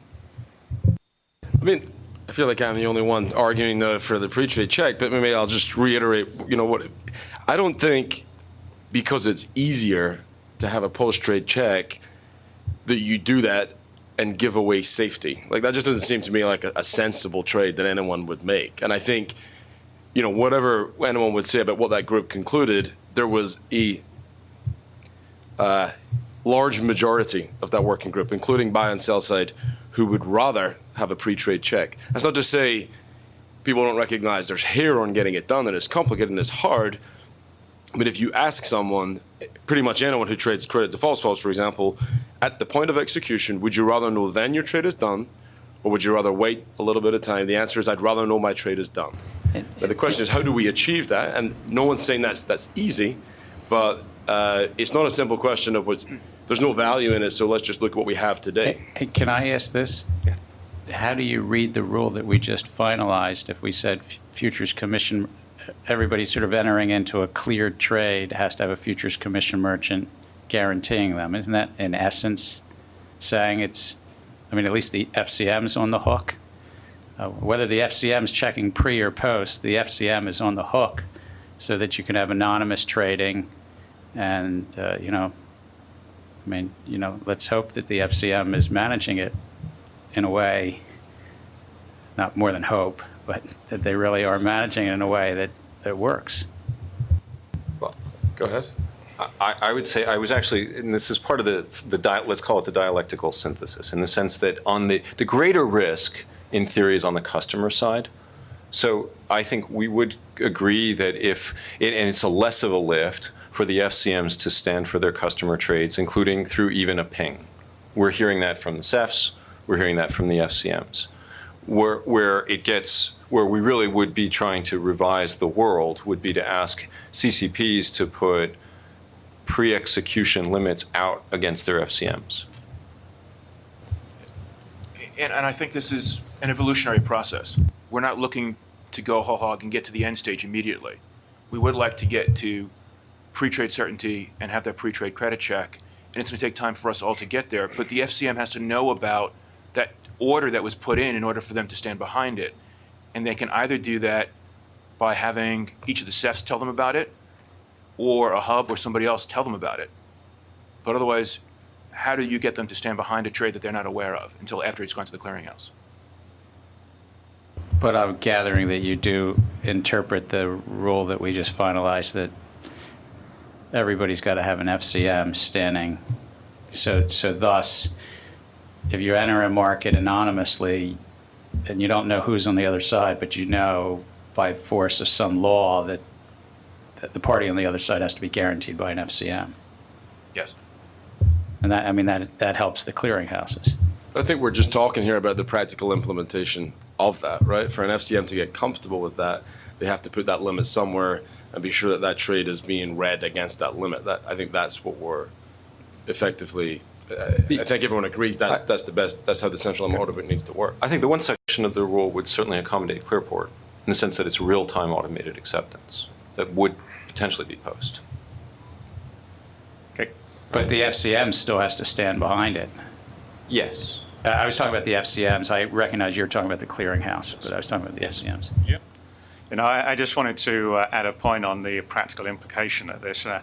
My view is that one way or another, the industry does need to reach a consensus on the way this is happening, because from a trading venue standpoint, and as hopefully a CEF, what would be hard is if we end up with all of these different models we've talked about operating in different circumstances. That I think would be very costly and very inefficient for the industry.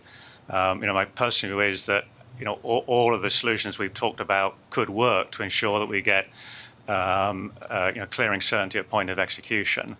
But we do need to decide as an industry what is the method we're going to follow. Otherwise, we really will create a lot of additional cost. But I mean, to that point, I would say I think from a UBS standpoint, being both an FCM and an executing desk, I mean, there may be people who try to set up different models. I think the market will find its own equilibrium. I would not envisage we will trade on a CEF without a pre-trade credit check. I just couldn't see that working. I wouldn't envisage that as an FCM we would just waive trades in, not based on some sort of limit that we have for these kind of products. So it'll sort of self-police itself, because if someone goes out there and says, yeah, hey, I'm setting up this CEF, it's a central limit order book, there is no pre-trade limit check, we're going to check after the fact, and then someone else says, I'm going to set up a central limit order book, I'm going to require that somehow you post your limit to me, and ICE is going to give me a venue to do that, and I'm going to push it out there, and I know, and they know at the point of execution that trade is done, and I can immediately read as an FCM how much of my limit is being used. That's how the market's supposed to work. So I think we will go to the venues that operate the way that make the most sense from a risk standpoint for our firms. That's how I think that self-polices. I don't think we'll get to a single standard. I think that's obvious from some of the discussions we're having today, actually. Randall, could I ask a question about your earlier chart? You happen to have in the box trade execution, central limit order, RFQ, voice, and I was just curious, does anything on this chart differ between those three, or are you sort of neutral because you put all three in the box? Does it differ in the sense of how we address the limit Or technology? all of this sort of the financial integrity of trades? In terms of plumbing, a little bit potentially, in the sense that, I'm sorry, I'm still struggling a little bit about your earlier question, in that the rulemaking, I think, would still allow a Clearport-like structure, even in the sense that it doesn't, the trade does not have to pass to be within the rules. An FCM pre-existing limit filter, it could be done first and then within real time accept it. It's a fine point, but it becomes relevant to the voice trade context. Am I being clear? That's all right.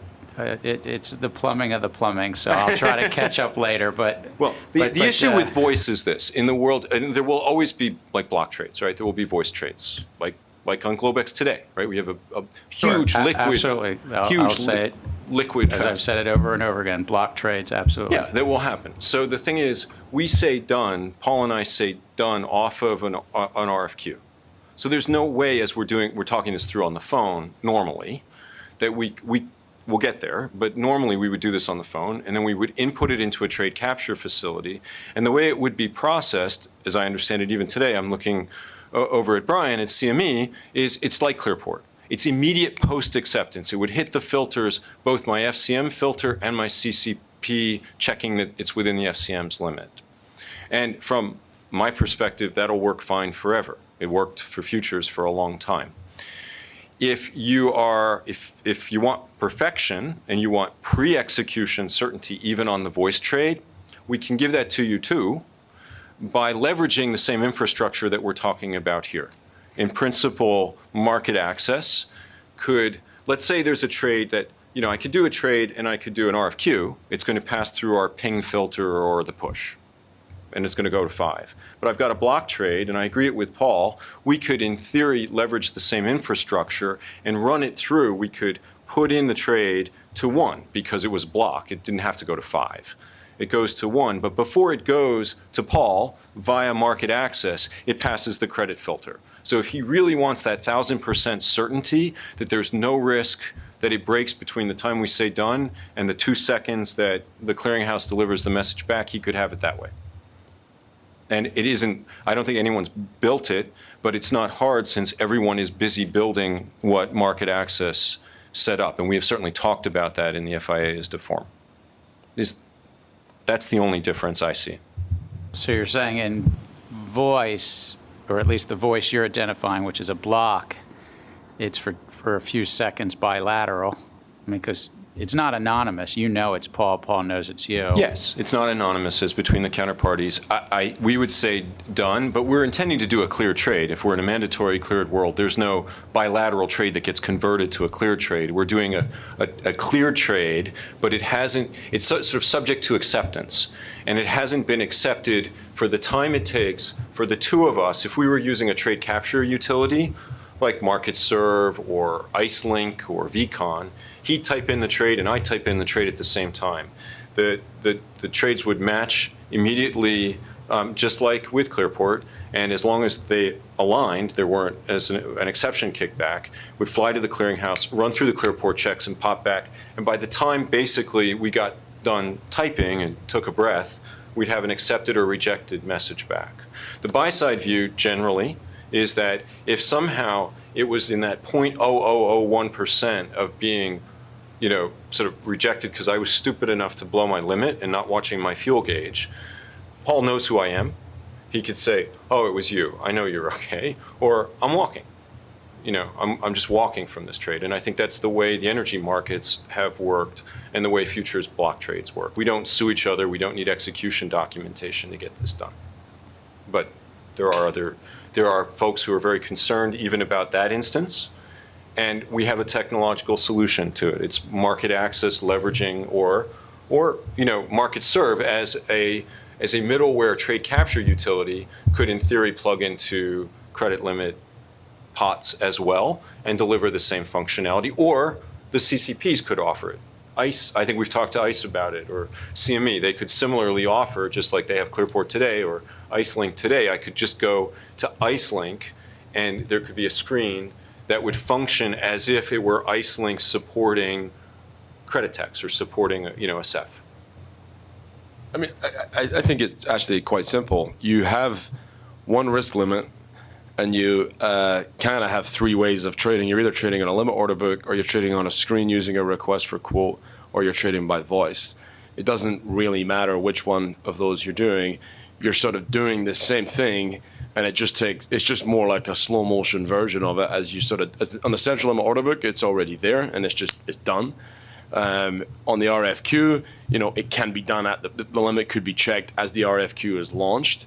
And a voice is very similar to an RFQ trade, sort of by voice, right? Someone's calling you, there's a period of time, you give a price, So I think what's more complicated about the voice trade is where is it that you go look for the limit? Like where is that limit exposed to you? Does the clearinghouse do it through a front end, or do we check it on a CEF or whatever it is? But again, that's not hard. It's just a decision, and it's also a competitive one that I think people will be continuing to try to build the best mousetraps for. I mean, it's my view that the clearinghouse, the risk limits will set at the clearinghouse and or the MarketServe hub, and if they want to be successful, they will offer a feature that does something like this, so that people can get pre-trade certainty on voice trades as well.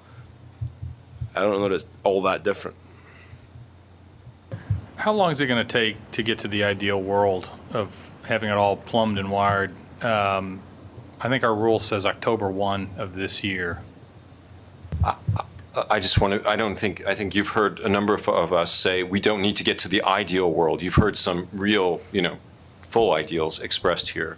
What we need to get to by October 1 is a standardized messaging protocol We need to, ideally, if we can, align around risk measures per asset class. That would certainly make the FCM's task easier and the CCP's task easier. But if we didn't, it wouldn't be the end of the world. We need the CEFs, if they're active, to build the ping, or if elected, the push, and to be prepared to activate or handle the safeguards that we talked about that are intrinsic to the system and also required in the rulemaking. We need the FCMs to finish the limit automation that they've already undertaken with respect to their individual customers.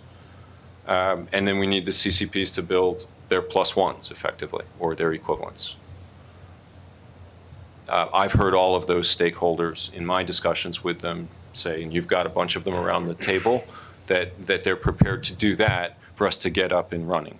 When we go more high velocity, then we want to intensify the the strength of the infrastructure to handle that lower latency.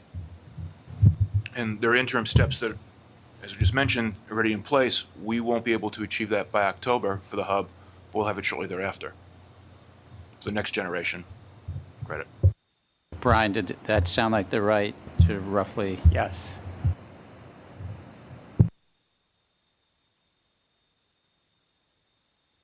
Paul, just because earlier you piqued my interest in something, how many CEFs do you think there might be? Assuming we do our thing and actually finalize a rule, this summer or something. Per asset class, just to, right? No. Our bet's a little broader, or it's not.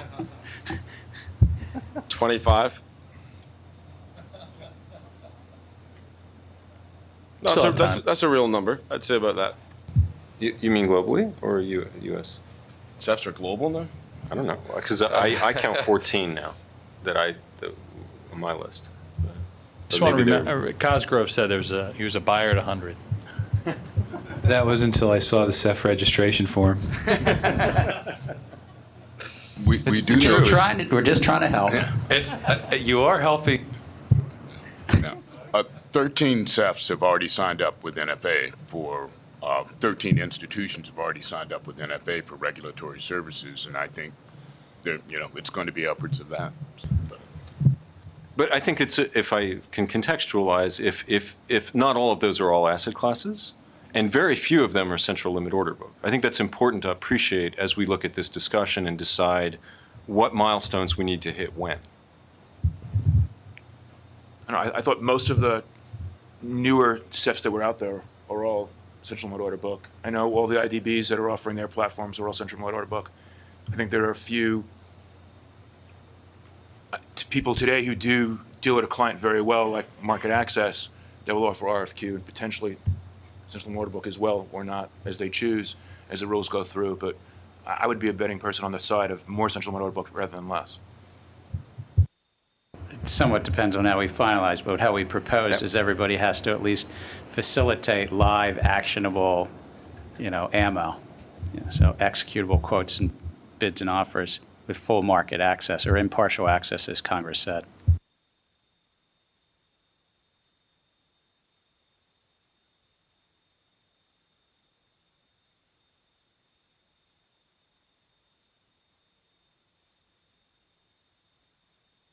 I understand that Commissioner O'Malley is about to wrap up, so I just wanted to thank everybody. I think this is just really a terrific set of advisors. I haven't seen what the smaller groups are doing with Andre, but I think our commission all benefits and the public benefits, and we've got a lot of work in front of us. And as these markets move and change, the technology component is critical, so I thank you. Any other final thoughts of TAC members, panelists? Let me thank you all very much. I want to thank our teams that helped set this up, Margie Yates and her team. We have the AV team that makes all of this work, Cornelia Sessions, Michael Jones, Gian Robinson, Joshua Griffin. I want to thank my staff, Laura Gardy, Carl Kennedy, and Nancy Schnabel for their help. Obviously, all of the people with the General Counsel's office and all of our staff assistants that will be helping out on the working groups. I also want to, as is kind of a housekeeping matter.